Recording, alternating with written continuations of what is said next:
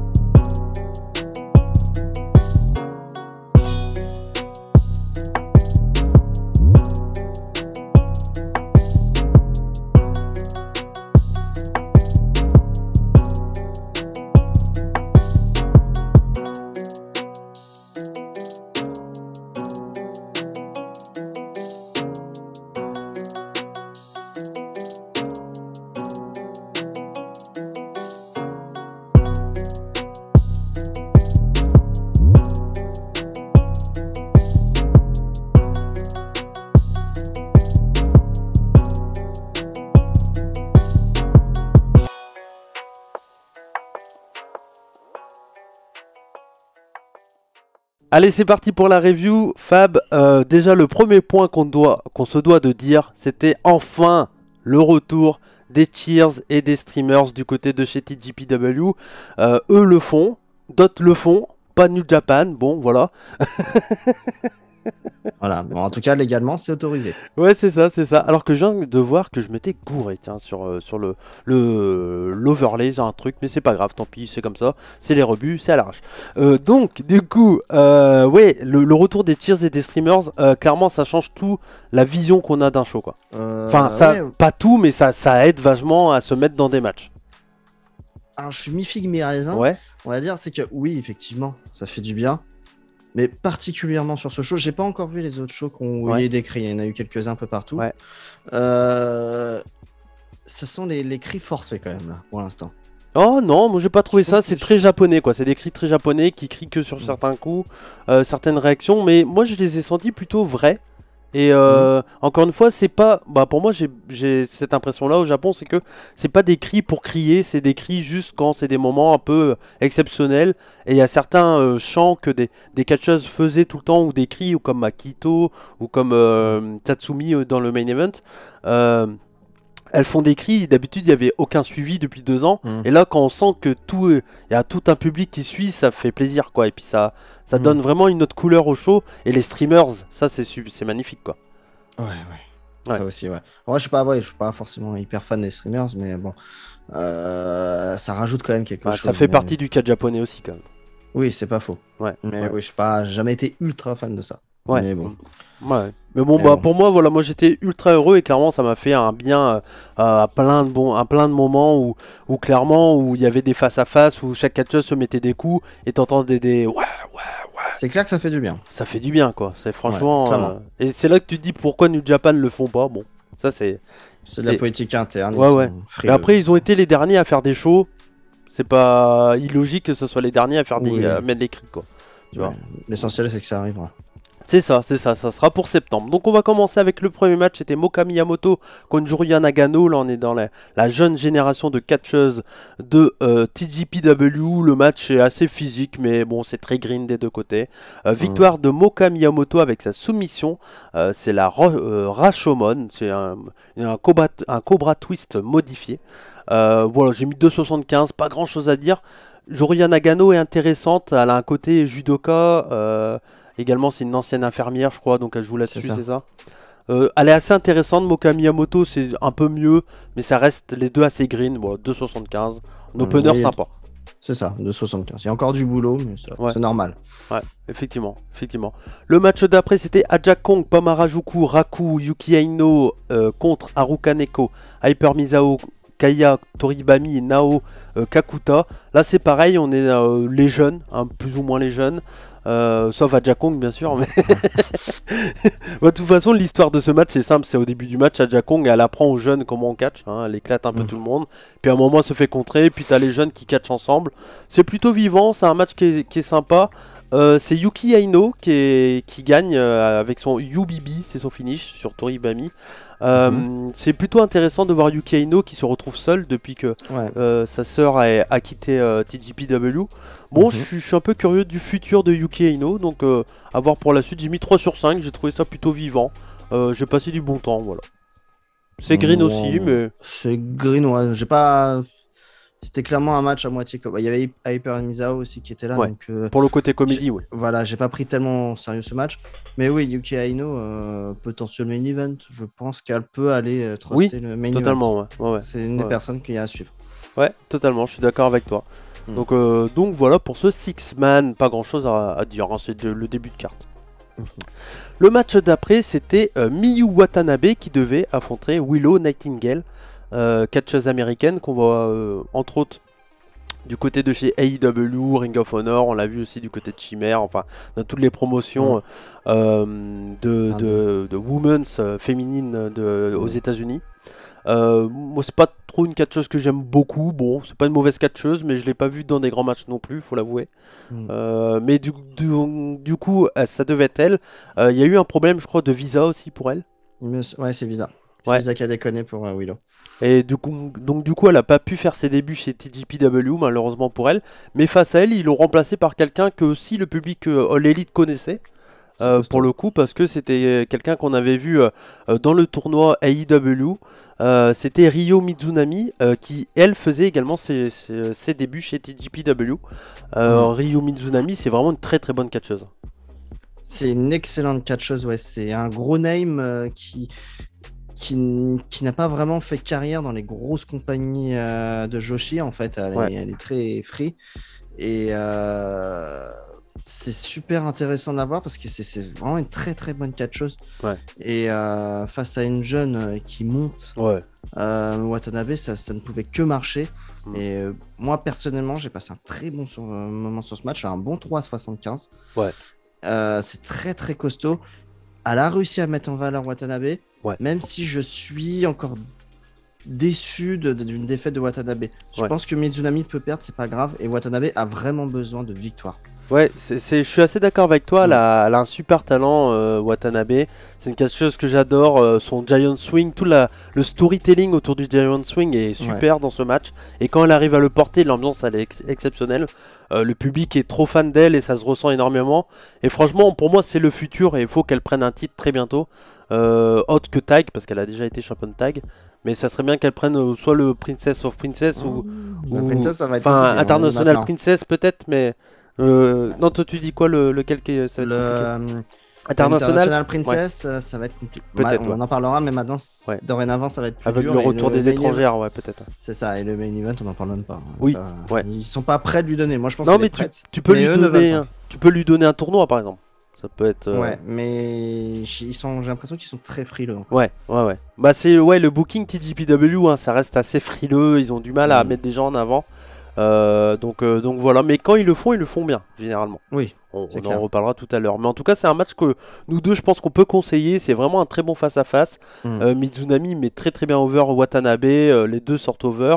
Mizunami, j'ai regardé là, c'était une ancienne catcheuse. Elle a commencé à Gaia Japan, qui est une promotion japonaise de Joshi très en vogue dans les années 2000. Puis après, elle a fait Sendai.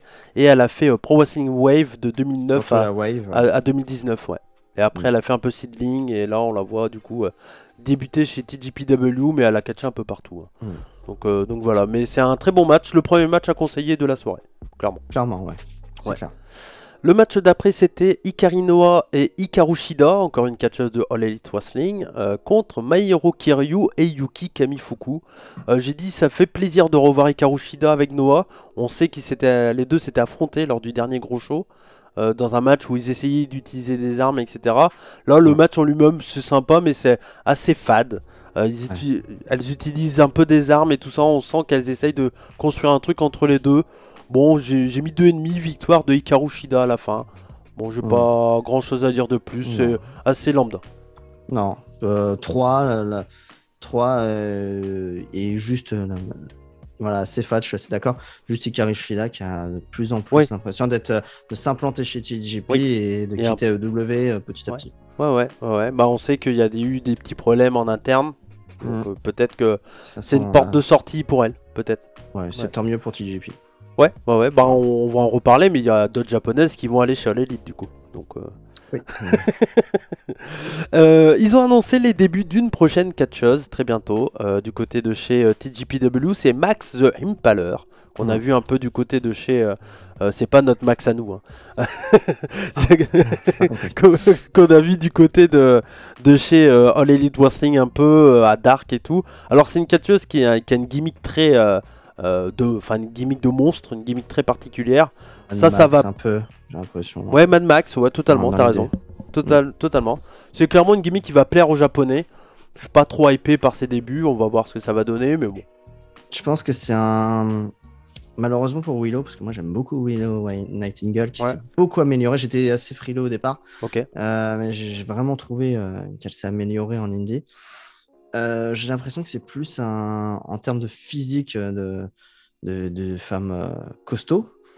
Clairement, que j'ai l'impression que c'est un échange en fait. Il remplace Willow qui a l'air d'avoir des difficultés pour venir par Impaler. Impaler, ça va lui faire sans doute du bien. Peut-être que c'est AEW qui a poussé pour qu'elle aille en excursion un peu au Japon. Après, ils auraient pu envoyer Abaddon aussi dans l'idée. Oui, mais dans le personnage particulier quoi. Ouais, mais peut-être qu'AEW a décelé un vrai talent. Peut-être. Le catch chez Impaler. Que clairement Abaddon n'a pas. Ouais, peut-être. C'est mon point de vue. De toute façon, on parlait de la porte interdite avec New Japan et All Elite. Là, clairement, c'est TGP et All Elite.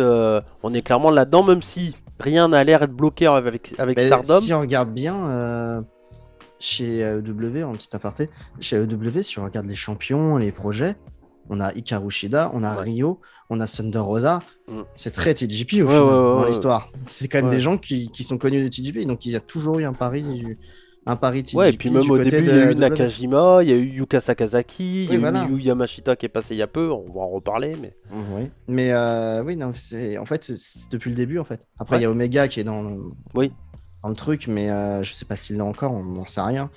Mais voilà, il y a un lien. En fait, oui, voilà, mais en vrai, il y a toujours eu des liens entre TGP et AEW depuis le début. Et j'espère qu'on verra un lien entre DDT et All Elite aussi. Pour le moment, qui tarde à venir et qui a l'air d'être plus avec New Japan, même si on avait eu une annonce avec Christopher Daniels qui avait dit, bon, il y a Takeshita qui est chez All Elite, enfin voilà, il y a des liens quand même. Mais il y en aura peut-être, c'est possible. On va enchaîner avec le match d'après, c'était un match par équipe, c'était Mei Seruga et Suzume contre Aris Wendo et Ryo. Alors je sais pas si c'est le nom officiel de cette équipe là, mais il y a Brooks et Bayanaki qui commentaient en anglais, comme d'habitude du très bon travail de les deux je trouve. Ça marche toujours bien, je sais pas si tu l'as regardé en anglais toi. Je le regarde en anglais, mais je suis pas très anglophone. Ok, mais en tout cas voilà, mais pendant que les deux catcheuses viennent, donc Mei Seruga, faut le dire, c'était Mei Saint-Michel avant. Elle a été en équipe avec Saki Akai pendant très longtemps. Elle a repris sa gimmick, non, simple. Ouais, tout simplement. Championne par équipe avec Saki Akai. Et donc là, elle revient en Mei Seruga. Et le nom de l'équipe, alors ils les appellent comme ça, je sais pas si c'est vrai. C'est Mei Be Surprise. May Be Surprise. Donc en gros, May avec écrit en M-E-I, comme May Seruga. Be l'abeille et Surprise, parce que ça fait un jeu de mots quoi. Bon, pourquoi pas, on sent qu'il y a un truc à construire avec les deux. On va en reparler un peu plus tard, mais il y a un truc à faire. Et face à elle, il y avait donc Endo et Ryo. Donc Ryo, ancienne première championne de l'Elite Wrestling. Donc on parlait du lien. Et Aris Wendo, c'est une jeune prospect de TGPW, on la voit beaucoup. Et elle a été en équipe aussi un peu avec Suzume. Donc il y avait des liens entre les deux. Et Suruga et Ryo ont été en équipe, j'ai vérifié ça, ont été en équipe pendant un certain temps du côté de chez Gato Move Pro ensemble. Donc il y avait vraiment un lien entre chaque membre de chaque équipe, donc c'était intéressant. Donc là-dessus, c'était vraiment cool. Donc voilà, le match en lui-même, c'est un vrai bon match, ça catch super bien. Meisu Ruga, elle est très jeune, elle a que 23 ans quand même. C'est assez impressionnant pour son talent, je trouve. Les deux jeunes, Endo et Suzume, bah, ça fonctionne bien, elles sont bien entourées. Et Rio, c'est pas du tout la même que chez All Elite, quoi. Bah, elle retrouve des physiques plus pratiques pour elle. Ouais. Tout simplement, et ouais, elle brille. Ouais. Suzume, j'adore ce qu'elle fait. Ouais. Elle m'impressionne de plus en plus et c'est vraiment un gros projet. Mais Suruga, je ne l'avais pas vu vraiment dans le vrai in-ring sans sa gimmick. Mais ouais, il y a un gros talent. Douée. Elle a un bon talent, elle est très douée. Et ouais, non, il y a quand même un sacré bon vivier quand même si on regarde bien chez TJP. Hein. Et puis avec le retour des Gaijin, c'est intéressant.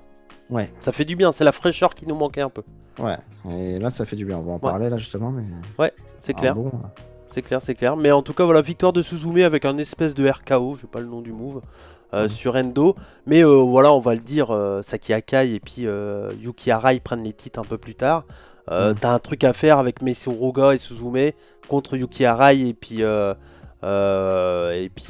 Saki Akai. Étant donné les deux anciennes, tu vois, il y a un truc à construire. Donc là-dessus, ils sont bien, quoi. Ouais, ils ont des bons petits matchs à faire. Ouais. Donc j'ai mis 3,75. Match que je conseille. Vraiment intéressant. 3,5. Ok. Le match d'après, c'était le match pour le titre International Princess Title. Enfin, avec une Gaijin dans le match. C'était le but de ce titre-là, de ramener de l'internationalisation du côté de chez TJPW. Et donc, ils le font avec Alex Windsor, qu'on voit du côté, entre autres, de Pro Wrestling Eve. Donc, c'est une catcheuse anglaise, si je dis pas de bêtises. Que je crois que j'ai vu en live, déjà, du côté de chez Westcatch. Si je dis pas de bêtises, je crois qu'elle a catché du côté de chez Westcatch. Ouais, totalement. C'est ça. Donc je sais plus si... Non, j'avais vu le show où elle était, c'était contre Amal, ouais c'est ça. Elle avait contre Amal le 9 septembre 2017. Ouais. Bah, je l'avais vu en live, elle s'est clairement améliorée, sans aucun doute. Et face à elle, donc elle avait la championne Maki Ito. C'était un vrai bon combat. Alex Windsor, je crois qu'elle a eu un problème avec sa tenue. C'est pas sa tenue originale qu'elle avait. Je pense, c'est même sûr, parce que je la suis. Je l'ai déjà vu chez Rev Pro, c'est là où elle est en train d'exploser surtout.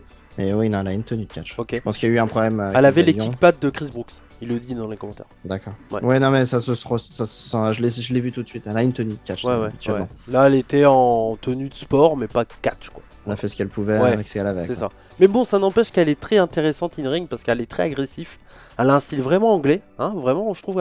Elle a un côté brutal. Un peu Zack Sabre. Je trouve dans l'idée de. Pas le côté soumission, mais le côté un peu de ces petites connes, quoi. Tu vois. Ouais. L'anglaise, ouais, totalement. Mais c'est l'école Rev Pro en fait. C'est ça. C'est totalement ça. Ouais. Et ça marche super bien avec Ito qui est ultra populaire. Et là, on l'entend vraiment qu'elle est populaire en fait. Clairement. Et ça fonctionne, donc c'est la construction basique d'une île étrangère contre une face japonaise. Et ça fonctionne parfaitement, des gros spots à la fin. Et puis une nouvelle championne, donc Alex Windsor qui prend le titre international Princess. Donc on revient aux sources du titre. J'ai mis un très bon match, 3,75 encore. Donc on continue une très belle carte. Je suis aussi à 3,75. Le match, pour moi, il y a peu de surprises dès le début en fait. Windsor qui arrive et qui fume la tronche de Maki Ito durant tout le match. Il y a des fulgurances de Ito quand elle devient hystérique. Avec ses doigts. Ouais, mais tu sens bien que Windsor l'allume en fait. Ouais. Ils ont créé vraiment une femme qui est là pour écraser tout le monde et je pense que ça va durer un moment. Ouais, je pense qu'elle va écraser pas mal de japonaises. Ouais, elle va faire mal. Ouais, c'est effectivement. Mais c'est bien, il faut un peu de Gaijin Hill à l'ancienne. Bien robuste. J'ai revu du Stan Hansen dans l'idée, on a un peu ça, tu vois, dans l'idée. Ouais, elle tape bien fort, elle est costaud. Très costaud. En tout cas, pour les japonaises, elle est stock. Ouais, c'est clair. Bah, quand on compare aux gabarits japonaises, c'est clair. Mais en tout cas, ça va être très intéressant de la suivre. Ouais. Le match d'après, sur le papier, c'était un gros match. C'était Miyu Yamashita contre Thunder Rosa. Et si Miyu Yamashita gagne contre Thunder Rosa, elle aura droit à son match pour le titre Women's de All Elite Wrestling du côté des États-Unis, du côté de chez All Elite Wrestling, sûrement pour le Fighter Fest. Ils sont en train d'annoncer des matchs. Je pense que ça pourrait être dans la journée 2. Toi, dans l'idée? Ouais, je verrai. C'est pas ce soir, c'est la semaine pro. C'est sûr que c'est pas là, déjà. Ouais, oui, c'est pas ce soir, ça c'est sûr. Mais donc, Miyu Yamashita a gagné. Oui, du coup, oui, voilà. C'est vrai, je suis allé trop vite, mais oui.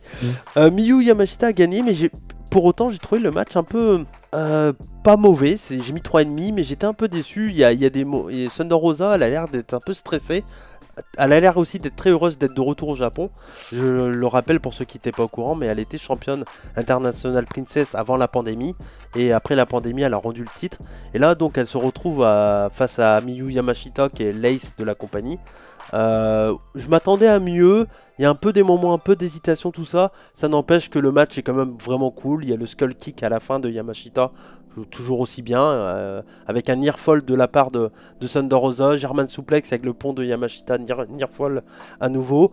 Et derrière, il y a un roll-up de Thunder Rosa qui est contré par Yamashita en roll-up aussi, et victoire donc du coup de Yamashita en roll-up. Voilà, 3,5 pour moi. Un match plutôt cool, mais un peu déçu par les hésitations au début de combat un peu.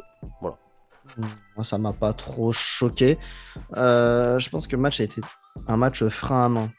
C'est totalement volontaire de ne pas avoir tout mis. On y va tranquille. Enfin, tranquille, à leur manière. On y va doucement. Grosse surprise. Je m'y attendais pas une seule seconde à une victoire de Yamashita.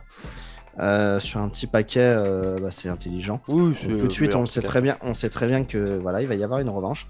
Conférence de presse, Thunder Rosa a dit qu'elle peut venir quand elle veut aux États-Unis et elle acceptera de l'affronter. Je suis pas sûr que ça soit tout de suite. Je pense qu'ils vont prendre leur temps. Ils ont peut-être pas besoin. C'est juste pour préparer. Pour faire une affiche à Fighter Fest 2 dans une semaine, c'est jouable. Après, c'est toute une question de visa et tout ça, donc je sais pas si mais c'est tu jouable. sais, elle était aux États-Unis, il y a peu Yamashita, donc ça doit marcher. Toi. Je sais qu'elle est de retour fin septembre, Yamashita avec Maki Ito. Ouais, mais je pense que ça sera plus tôt. Ouais, je sais pas. Ça sera pour cet été. Si c'est pas Fighter Fest 2, ça sera pour cet été pour moi. À voir. Mais non, match intéressant quand même. Moi, non, j'ai passé un bon moment. Oui, moi aussi. Hein. Et d'ailleurs, le match diffusé sur AEW Dark YouTube. Ouais. Donc allez le voir, il est disponible. Il est gratuit. Donc allez le voir. Et non, moi j'ai passé un bon moment. Je suis très content. On va avoir une grosse affiche. Je sais que moi j'avais regardé le match à Dark de Miyu Yamashita là, il y a quelques semaines. Le peu qu'elle avait fait, elle avait impressionné tout le monde. Donc je pense que le public américain va vite l'adorer. Effectivement. Le match d'après, c'était le titre Tag Team Princess Tag Team. C'était Magical Sugar Rabbits, Mizuki et Yuka Sakazaki, les championnes contre Saki Akai et Yuki Arai, les challengers. Et Yuki Arai, clairement, c'est la prospect où ils mettent tout pour elle. L'ancienne idol de SKA 48. Et ils la mettent avec Saki Akai, qui est clairement une catcheuse très expérimentée, 35 ans, mais grosse expérience avec des hommes, avec des femmes, peu importe. Elle a catché un peu partout pour DDT aussi. C'était vraiment un très très bon match. Dans l'idée, voilà, les les 3 catcheuses entourent parfaitement Yuki Arai, qui est moins bonne in ring, mais il la protège parfaitement. Et j'ai trouvé que c'était très très bien fait. Et en plus, à la fin, il lui donne le gros coup final en même temps. Et au fond, j'ai adoré ce moment où il y a son axe kick, donc qui est le finish de Yuki Arai. Elle veut le porter sur Mizuki, enfin sur Yuka Sakazaki dans un premier temps, et Mizuki intervient entre les deux, donc c'est Mizuki qui se prend le axe kick, et derrière elle veut le porter à nouveau sur Mizuki, et c'est Yuka qui vient, et c'est Yuka qui se prend le axe kick, et ce qui permet à Yuki Arai et Saki Akai de faire un double axe kick à moitié pour finir le match, ou une espèce de double big boot, et ce qui termine parfaitement le match. Et j'ai trouvé que l'histoire est très bonne, la construction de Arai est vraiment parfaite, ils savent ce qu'ils font, ils y croient, ils y vont à fond avec elle. Ils la mettent championne avec Saki Akai, qui a l'expérience de dingue dans le tag team division, même dans le Joshi en général. J'ai mis 4, c'était un très très bon match par équipe à recommander. Ouais, je suis aussi à 4. Yuki Arai, oui, ça va beaucoup mieux. Ce qui me dérange un peu, c'est normal, c'est quelqu'un de très populaire, très importante, pour la compagnie en termes de notoriété. Mais ça me dérange quand même un peu ce surpush aussitôt. Surtout quand je vois les autres catcheuses qui ne l'ont pas. C'est sûr. C'est surtout ça en fait. Ça me dérange pas qu'elle ait un push, mais quand je vois des Watanabe, des Karinoa qui sont au placard, parce qu'elles le sont, elles sont au milieu de carte, ça me dérange. Ouais, c'est un peu dommage, mais bon. Mais ça va venir, mais Yuki Arai, oui, bien protégé avec Saki Akai. Saki Akai, la spécialiste pour aller faire monter les jeunes, avec sa gimmick de Saki-sama, c'est ça? Ouais, Saki-sama. Ouais. Saki-sama, généralement, elle fait monter les jeunes. C'est quasiment. Alors là, elle est en Saki Akai, pour le coup. Mais bon, c'est une habituée de. Non, mais ça va être de protéger intéressant. les Et jeunes. puis, comme je l'ai dit tout à l'heure, t'as un truc à construire avec Meisseruga et Suzume, quoi. Parce que Meisseruga, Saki Akai, je suis sûr qu'ils vont partir là-dessus à un moment ou à un autre, quoi. Même pour la première défense de titre, tu peux faire ça aussi, tu vois. En vrai, ça pourrait être pas mal. Ça pourrait être pas mal et c'est très intéressant. Donc voilà, un bon 4 pour moi. Et toi, t'es pareil, je crois. Je suis à 4, c'est Ouais. ça. Le main event, c'était pour le titre Princess of Princess. C'était Shoko Nakajima qui défendait son titre. C'était sa deuxième défense, si je dis pas de bêtises. Et c'était contre Rika Tatsumi qui avait gagné le match. Elle avait gagné le match lors de Cyber Fight, dans un match à 4 où elle avait gagné ce combat-là qui lui permettait donc d'avoir ce match contre Shoko Nakajima. Un match qui, alors le match d'avant dure 24 minutes, celui-là dure 19 minutes, mais il est d'une putain d'intensité ce match. Ça s'arrête jamais, je trouve. C'est très stiff, ça se met bien dans la gueule, c'est rapide, les deux catcheuses sont talentueuses, elles ont de l'expérience et ça se ressent. Il y a une grosse ambiance, c'est un super combat. La fin du combat, c'est un gros Dragon Sleeper de Tatsumi, mais la championne n'abandonne pas et arrive à prendre les titres. Elle arrive à prendre les titres, pardon. Elle arrive à prendre les cordes. Elle arrive même à le contrer et derrière Nakajima enchaîne avec son finish, j'ai pas le nom, mais voilà. Mais elle gagne le match comme ça, c'est 19 minutes, un peu plus court que le tag, mais l'intensité et tout ça me fait me mettre un peu au-dessus. J'ai mis 4,25. J'ai trouvé que le match était vraiment une réussite, j'ai adoré ce combat. Après, j'aime beaucoup Shoko Nakajima, je trouve que c'est une très très bonne championne. Et j'ai hâte de voir la suite, qu'est-ce qu'ils vont lui mettre. J'aimerais bien une nouvelle, bon, on verra bien ce que ça va donner. Sachant que Yuka Sakazaki a perdu le titre par équipe, il pourrait retenter Yuka Sakazaki. Même si on a déjà eu ça à Cyberfight, je sais pas. Mais peut-être pas tout de suite, mais bon, il y a des chances qu'elle soit de retour vers la title picture, je pense. Ouais. Pour la petite histoire, c'était la 4e défense de Shoko Nakajima, déjà. Okay. Ah ouais, ok. Il y avait eu Hyper Misao, entre autres. Ah oui, c'est vrai, ouais. Mais il y en avait eu d'autres. Ouais. Bah, c'est un match efficace de main event de TGP. Hein. Ils nous font des bons petits classiques à chaque fois. Je suis à 4,25 aussi. Ouais. Bah, c'est un bon moment. Rika Tatsumi qui est quand même bien meilleur qu'avant, championne, je trouve même. Elle fait une hip attack de l'extérieur du ring et qui est super. Ouais. La hip attack, c'est le coup de cul, tout simplement. Oui, mais il devient, comment dire, il est violent et un peu comme efficace. Tony Storm. Quand Tony Storm le fait aussi sur l'élite, ça marche bien aussi. Ça envoie fort, ouais. Donc non, le match est bien cool. Shoko Nakajima qui a un très bon ring pour l'instant. Moi, je vois bien Mizunami. Oui, totalement. Mizunami pour un one-shot pour continuer la streak. Mais Shoko Nakajima va avoir, je sens, une grosse streak à la Yamashita. Elle va écraser la concurrence. Mizunami, pourquoi pas, en vrai, vu que c'est un peu une nana un peu forte et tout, ça peut être une bonne défense de titre, totalement. Ouais, ça me paraît, dans la logique, je vois bien elle, là, pour l'instant. Je crois, si je dis pas de bêtises, j'ai pas vérifié avant le podcast, je crois qu'on n'est pas très loin du tournoi solo aussi. J'ai pas genre le King of DDT chez TGP, je crois que c'est vers là, je crois. Je crois que c'est cet été. Faudrait que je regarde, honnêtement, j'ai pas pris la news. Ouais, effectivement, je l'ai devant les yeux. Ok. Et ça commence le 16 juillet. Il y a 1, 2, 3, 4, 5, 6, 7, 8, 9. Donc 18 participantes. Ok.